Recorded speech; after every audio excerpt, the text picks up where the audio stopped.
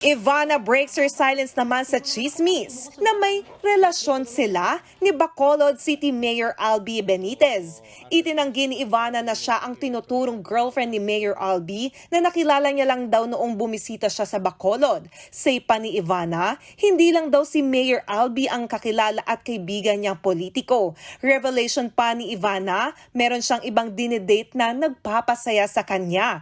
Isa raw itong respetadong negosyante at hindi politiko. Ayaw na raw sana niyang patulan ang mga chismis pero napilitan siyang magsalita dahil sa pambabasya sa kanyang pamilya. Noong nakaraang buwan nang mag-viral ang video na ito ni Ivana na spotted sa airport na kasama raw si Mayor Albi. Wala pang statement ang alkalde ukol sa issue.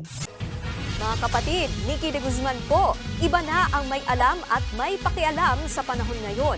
Para sa tuloy-tuloy na balitaan sa Frontline kahit weekend, mag-follow at mag-subscribe sa social media pages ng News 5.